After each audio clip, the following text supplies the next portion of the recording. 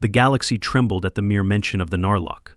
To most, it was a beast of myth, an unstoppable predator born in the ice-ridden storms of Varnus III, where entire ecosystems lived in delicate, dangerous harmony around it.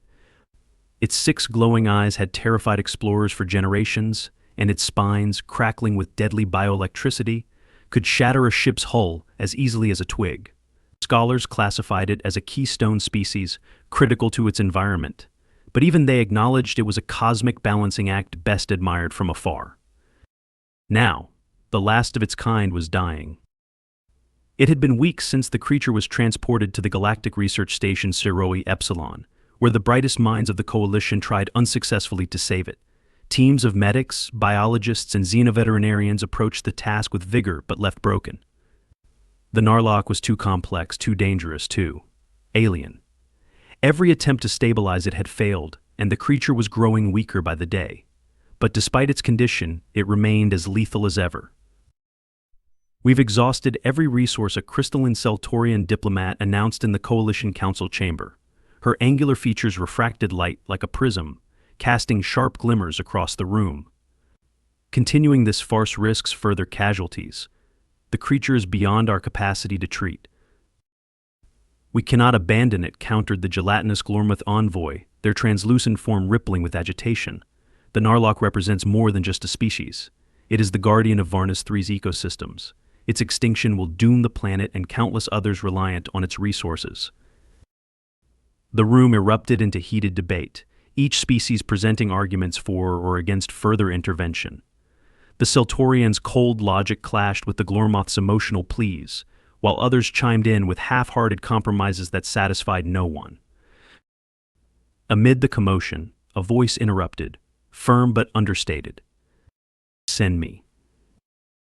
The chamber quieted as hundreds of alien eyes turned toward a single human seated near the back. Dr. Elias Marek, veterinarian, stood out in every way, from his rumpled jacket to the calloused hands of a man who had spent his life patching up livestock rather than navigating galactic politics. His posture was relaxed, but there was something in his tone that gave even the haughtiest species pause. The Seltorian diplomat's crystalline face twisted in something resembling a sneer. "A human veterinarian? Do you even understand the scope of what you're proposing? This isn't some domesticated quadruped you're dealing with, it's the galaxy's most dangerous predator." "I understand," Elias replied evenly. "I also understand that whatever you've been doing isn't working. The Narlok's dying, and the longer we argue about it, the worse its chances get." The Glormouth envoy quivered, their gelatinous form swirling with faint bioluminescence. "What makes you think you can succeed where our finest experts have failed?" Elias scratched his scruffy chin, his eyes locked on the image of the Narlok projected at the chamber's center. The beast was sprawled across a containment platform, its spines dulled to a sickly gray. Even sedated, it radiated a sense of barely contained lethality. "I've worked with animals my whole life," Elias said, his voice soft but steady. "Big ones, dangerous ones. They don't think the way we do. They don't care about politics or theories. But if you can understand what they need, what they're trying to tell you, they'll let you help them. You just have to listen."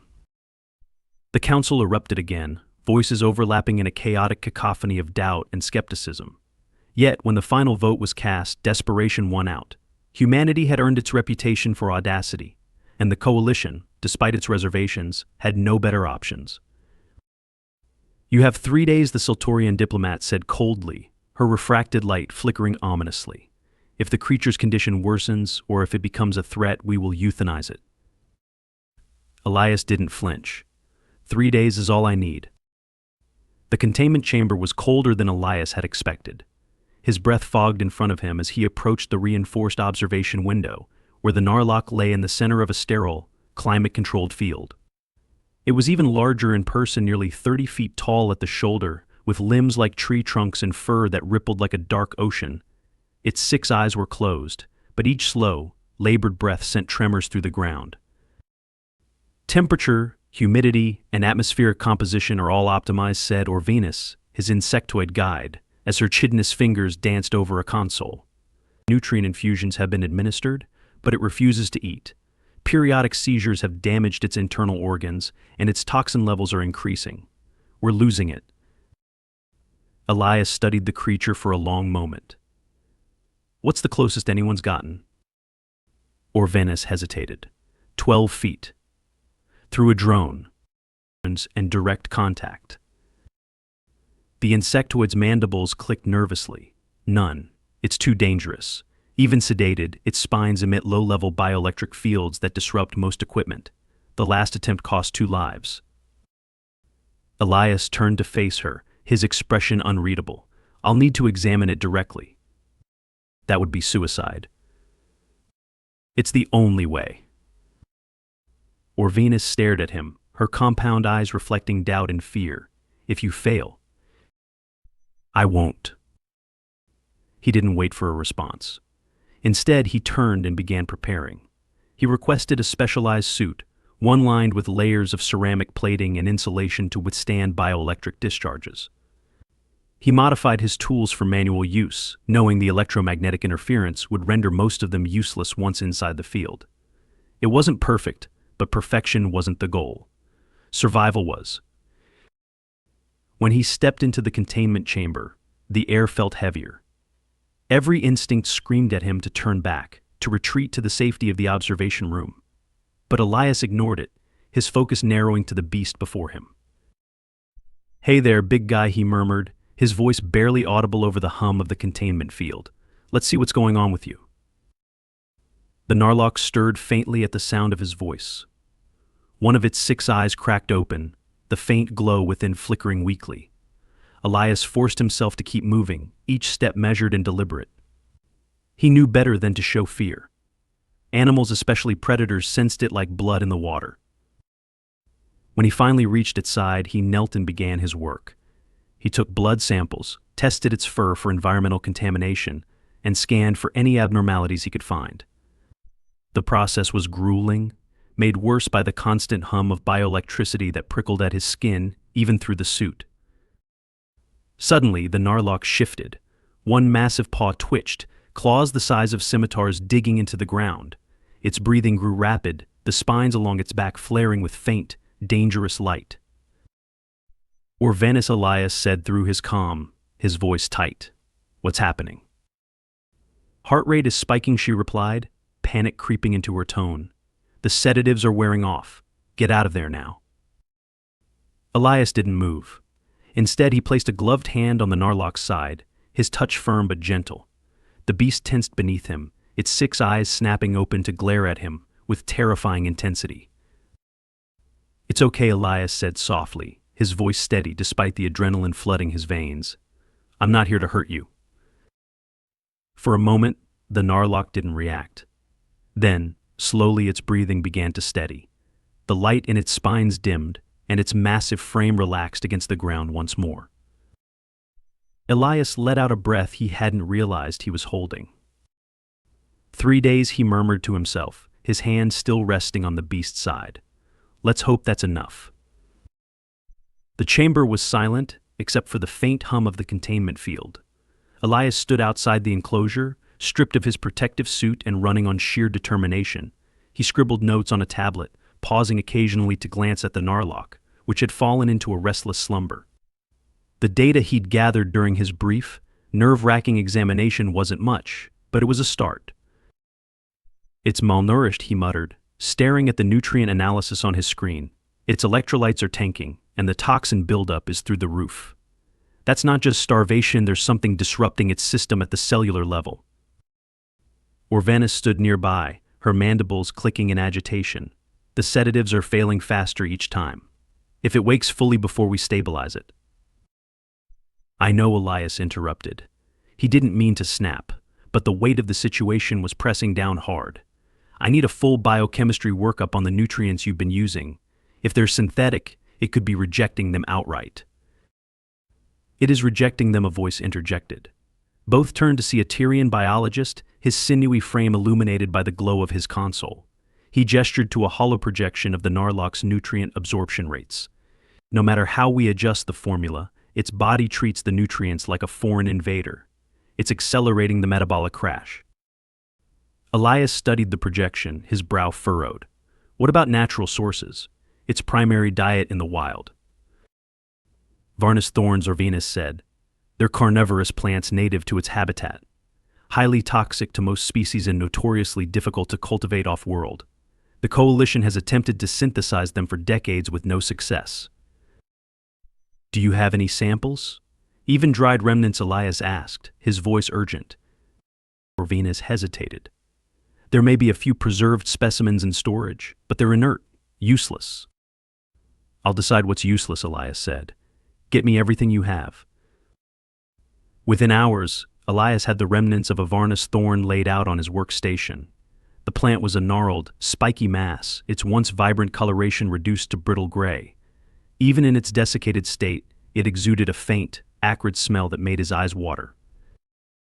Why are you so important? He murmured, running a scanner over the specimen. The device pinged as it picked up traces of unusual compounds within the plant's structure, compounds that didn't exist in any of the synthetic formulas the coalition had been using. This explains a lot, Elias muttered as he pored over the data. The Narlok isn't just eating these, it's dependent on them. They're metabolically symbiotic. Symbiotic, or Venus echoed, leaning over his shoulder. Think of it like a vitamin you can't produce on your own, Elias explained. Except in this case, it's not just a vitamin, it's half its diet. That doesn't help us, Venus pointed out. The thorns are extinct outside Varnus 3, and we don't have the resources to cultivate them in time. Elias grinned, a spark of mischief lighting his eyes. Who said anything about cultivation? Get me a chemical lab and some time.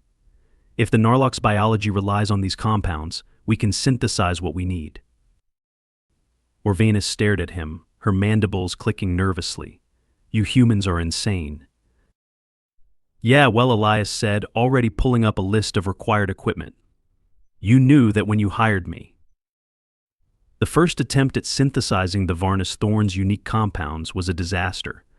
Elias and the biologist worked through the night, using the limited data available to piece together a crude replica. The resulting formula looked promising on paper, but when administered to the Narlok, its reaction was immediate and violent. The creature roared, thrashing against its restraints as its spines flared with dangerous intensity. The containment field flickered, struggling to hold as the energy output spiked. Shut it down, Venus shouted, her compound eyes darting between monitors. I just need a minute, Elias began, but the Narlok's furious roar cut him off. It bucked wildly, slamming its massive body against the walls of the enclosure. Sparks erupted from the field generators, and alarms blared. Now, Marek, Venus screamed. Elias cursed under his breath and hit the fail-safe, flushing the formula from the Narlok system. The creature collapsed in a heap, its breathing ragged but steady.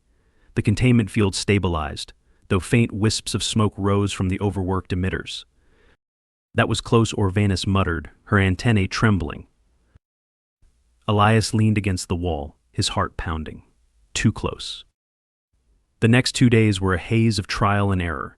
Each iteration of the formula brought them closer to the original compound's properties, but the margin for error was razor thin. Every misstep risked not only the Narlok's life but the safety of the entire facility. As the hours stretched on, Elias began to see patterns in the data that the coalition scientists had overlooked. The Narlok's metabolism wasn't just adapted to the harsh conditions of Varnus 3, it thrived on them. The freezing temperatures, the high radiation levels, even the storms, it all played a role in its biological processes. It's not sick because it's dying, Elias muttered to himself, pacing the lab. It's sick because it's here. What do you mean, Venus asked, glancing up from her workstation. I mean, we've been treating the symptoms, not the cause, Elias said. The Narlok evolved to survive in one of the most hostile environments in the galaxy. By bringing it here, we've taken away everything it relies on to stay healthy. Venus tilted her head, her antennae twitching. You're saying the environment itself is part of its biology? Exactly, Elias said. And unless we recreate those conditions, it's not going to recover. The final breakthrough came just hours before the coalition's deadline. Elias and the team had managed to create a hybrid formula, a nutrient infusion infused with trace compounds derived from the Varnus thorn. They also modified the containment chamber, replicating the freezing temperatures and high-pressure atmosphere of the Narlok's native habitat. As the first dose of the new formula entered the Narlok system, the chamber lights dimmed. The creature stirred, its 6 eyes opening to reveal a faint but steady glow. For the first time, its breathing was even, its body still. Vitals are stabilizing, Orvina's reported, her voice cautious. Toxin levels are dropping. Neural activity is normalizing. Elias let out a shaky breath, his shoulders sagging with relief. We're not out of the woods yet, but that's progress. The Narlok shifted, lifting its massive head to look directly at Elias. For a moment, their eyes met. Elias felt a strange sense of connection, as though the creature understood what was happening. Hang in there, big guy, Elias murmured. We're not done yet. The Narlok's condition had stabilized for the moment, but Elias knew the battle was far from over. The hybrid formula had bought them time, but the root of the problem remained elusive. The creature's massive form still lay under the harsh light of the containment chamber, and while its breathing was steadier, Elias could see the tension in its limbs, a quiet, simmering distress that told him all was not well. You're holding back, Elias murmured, leaning against the observation window. What aren't you telling us? You're talking to it now, Orvina asked, approaching with a tablet full of updated vitals. Do you expect it to answer? Animals communicate in their own ways, Elias replied, his gaze never leaving the Narlok. Body language, behavior, even silence, it all means something. You just have to know how to listen. And what is it saying now? Orvina asked skeptically. It's saying it's still fighting something, Elias said. Something we haven't found yet. Elias spent the next day combing through every piece of data the Coalition had collected on the Narlok, from ancient records of its behavior to the environmental conditions of Varnis III. The more he learned, the clearer it became that the creature's biology was a masterpiece of adaptation, a living symbiosis with its hostile homeworld. But symbiosis was a double-edged sword. If the Narlok had evolved to depend on its environment, it might also have developed vulnerabilities, weaknesses that were now being exposed in the sterile confines of the containment chamber. Late that night, as Elias pored over yet another set of scans, something caught his eye. A faint, irregular pattern in the Narlok's neural activity, so subtle that the Coalition's automated systems had flagged it as noise. But to Elias, it looked like something else entirely. Orvina, he called, his voice tinged with urgency. Run a high-resolution scan on its spinal column. Focus on the dorsal nerves. Orvina frowned but complied, her long fingers moving deftly across the console. The new scan took several minutes to complete, each passing second stretching Elias's nerves taut. When the results appeared, his suspicions were confirmed. What is that? Orvina asked, her antennae twitching in alarm. Parasitic infestation, Elias said grimly, pointing to the faint, branching structures embedded deep within the Narlok's nervous system. That's what's been driving the seizures and metabolic crash. It's not just starving, it's being drained from the inside out. Orvina stared at the screen in horror. How could we have missed this? The parasite's been piggybacking on the Narlok's neural signals, Elias explained. It's mimicking the host's activity, which is why your scanners didn't flag it. Can we remove it? Orvina asked. That's the problem, Elias said, rubbing his temples. It's wrapped around critical neural pathways. If we try to cut it out, we could kill the Narlok or leave it paralyzed. Then what do we do? Orvina asked, her voice tinged with desperation. Elias stared at the screen, his mind racing. We don't cut it out. We force it out. The plan Elias devised was as ambitious as it was dangerous. Using the portable EMP generator, they would target the parasite's neural network, disrupting its ability to function without harming the Narlok. Theoretically, this would weaken the parasite enough for the Narlok's immune system to attack it. But the process was fraught with risks. If the EMP pulse was too strong, it could cause irreparable damage to the Narlok's nervous system. If it was too weak, it might only enrage the parasite, sending the creature into a frenzy. This is a terrible idea, Orvina said as they prepared the equipment, even by human standards. Terrible ideas are my specialty, Elias replied, adjusting the EMP generator settings. But it's the best shot we've got. When the containment chamber was ready, Elias donned his reinforced suit and stepped inside. The Narlok lay still, its 6 glowing eyes half closed. It watched him approach, its massive body tensing slightly at his presence. "Easy there," Elias murmured, holding up his hands in a gesture of reassurance. "I'm here to help." He set the EMP generator on the ground and calibrated its sensors, aligning them with the parasite's neural signature. The Narlok growled softly, a low, rumbling sound that vibrated through Elias's chest. "I know," he said. "This is going to feel weird." With a deep breath, he activated the EMP. The pulse surged through the chamber, a wave of energy that caused the air to hum. The Narlok roared, its body convulsing as the parasite's neural network lit up like a dying star. On the monitors, the parasite's activity spiked wildly before beginning to collapse. "It's working," Orvina shouted through the comm. "The parasite's signals are fragmenting." But the victory was short-lived.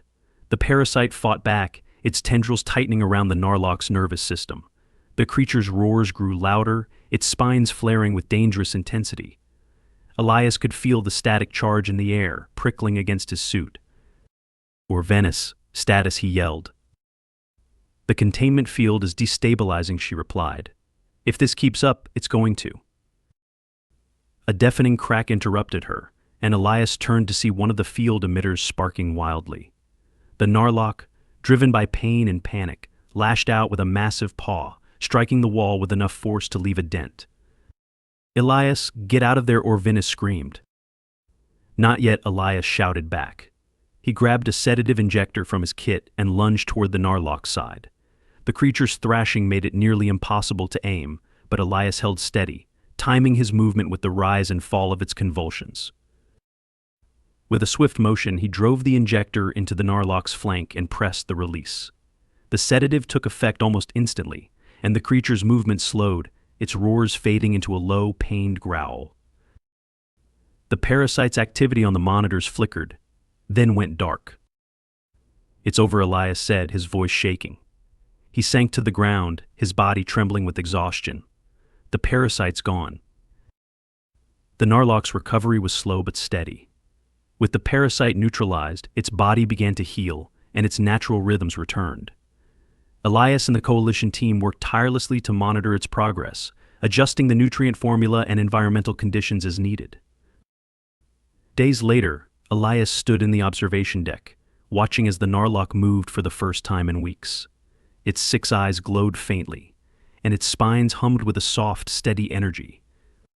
"You did it," Orvina said, standing beside him. "We're not done yet," Elias replied. "There's still a long road ahead. But the worst is over," Orvina said, "and you gave it a chance." Elias nodded, his gaze fixed on the creature below. For the first time, he allowed himself a small, tired smile. "Yeah," he said softly. "We gave it a chance." The storms of Varnus III loomed on the horizon. From the vantage of the Coalition's orbital shuttle, the planet's surface appeared as a chaotic swirl of ice, enlightening a landscape of extremes that had shaped the Narlok into one of the galaxy's most formidable creatures.